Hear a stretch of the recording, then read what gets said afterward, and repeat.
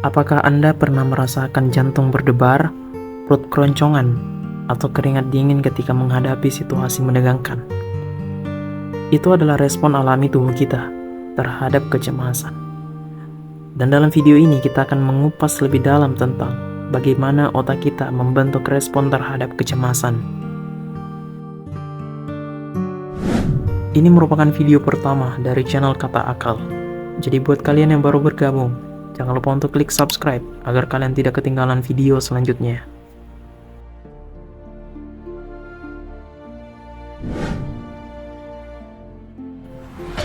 Bayangkan, ini seperti kisah petualangan dalam hutan yang gelap dan berbahaya. Saat Anda berjalan-jalan di hutan, tiba-tiba Anda mendengar suara aneh dari semak-semak di dekat Anda.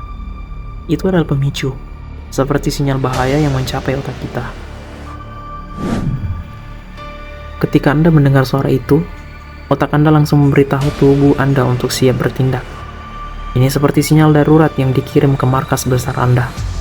Perasaan cemas muncul, detak jantung berpacu, dan keringat mulai menetes. Ini adalah tahap fight or flight. Namun, di tengah ketakutan itu, ada keajaiban di hutan, yakni pohon pelindung. Begitu Anda melihat pohon itu, otak Anda mulai merasa lebih tenang. Anda menyadari bahwa suara aneh tadi hanyalah angin yang bermain-main dengan daun-daun. Itu adalah tahap pemulihan dalam cerita ini. Otak Anda mulai memproses informasi dengan lebih rasional, dan tubuh Anda kembali ke keadaan yang tenang.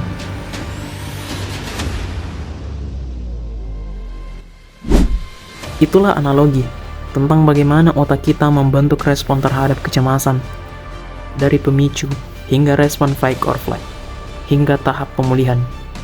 Tubuh kita menavigasi melalui gelombang emosi ini. Untuk lebih jelasnya, dalam video ini kita akan mengupas kecemasan dan melihat bagaimana otak kita membentuk respon terhadapnya. Saya akan memandu Anda melalui 3 tahapan utama dalam proses ini. Tahap pertama adalah pemicu.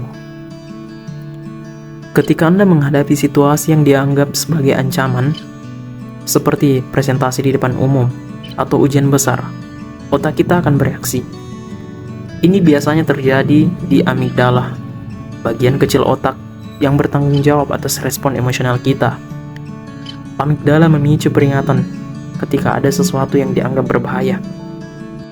Dan ini melepaskan hormon stres seperti kortisol dan adrenalin ke dalam aliran darah kita.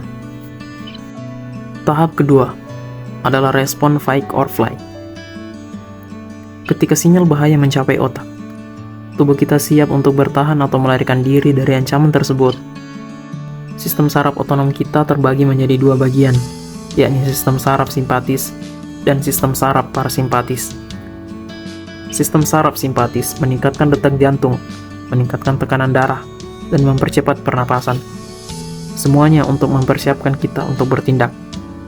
Ini adalah respon yang sangat penting ketika kita menghadapi situasi berbahaya.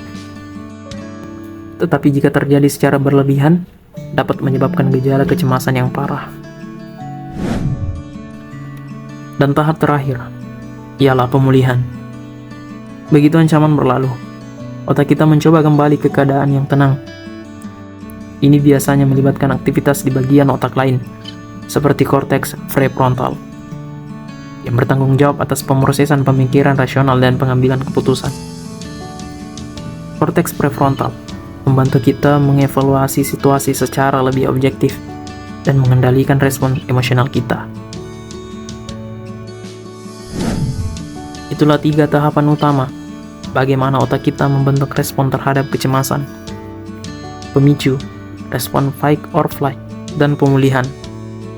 Dengan memahami proses ini, kita dapat lebih baik memahami dan mengelola kecemasan kita. Jangan lupa untuk berbagi video ini dengan teman atau keluarga yang mungkin juga ingin memahami lebih tentang kecemasan. Terima kasih telah menonton, dan sampai jumpa.